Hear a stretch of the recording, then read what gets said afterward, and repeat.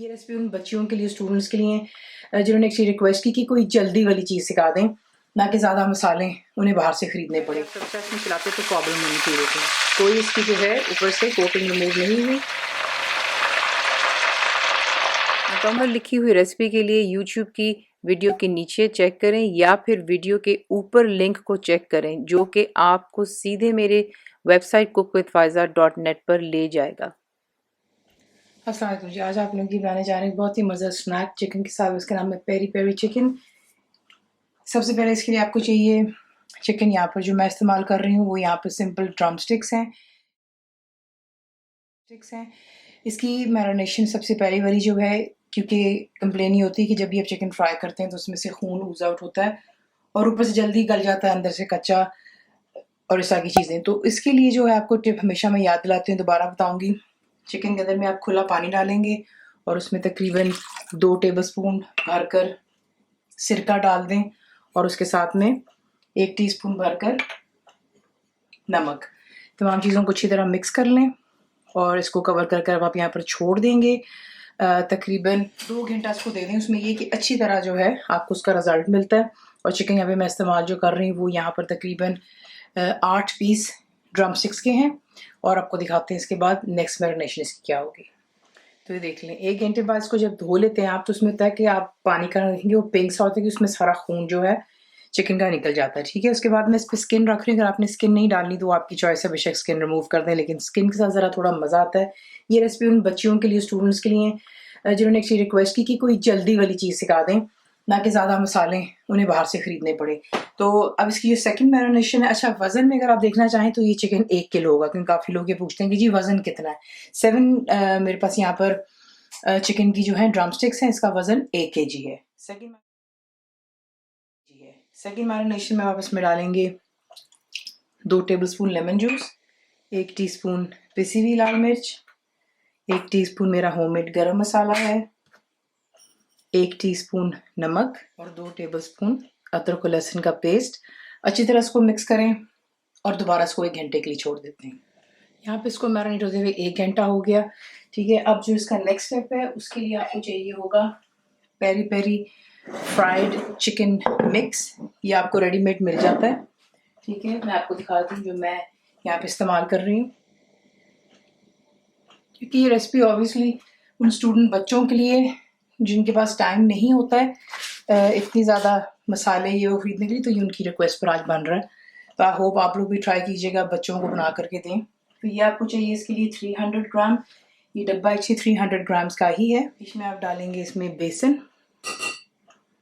1 tablespoon भरकर है और इसमें ऑलरेडी मसाले जो हैं स्पाइसेस मिक्स होते हैं, पेरी पेरी के जो होते हैं स्पाइसेस। ठीक है, तो इसको अच्छे से मिक्स करते हैं और नॉट फॉरगेटिंग हमने चिकन को वैसे भी मैरिनेट किया हुआ है अपने मसालों में भी। तो ये इसको ज़रा अच्छे से पहले मिक्स कर लें। अब आपने क्या करना है, यहाँ पर आपको चाहिए इसके लिए पानी थोड़ा सा गर्म होना चाहिए। ठीक है, तो चिकन का एक पीस आप लेंगे और उससे पहले आपने इसके अंदर में ऐड करना है और अच्छी तरह इसको आपने मिक्सचर के अंदर में कवर कर लेना है। उसके बाद उसको आप निकालते हो और ये जो गर्म पानी है इसमें आपने इसको सीधे से छोड़ना है, उठाएंगे और दोबारा इसी मिक्सचर में डालकर इसको फिर से कोट कर लें।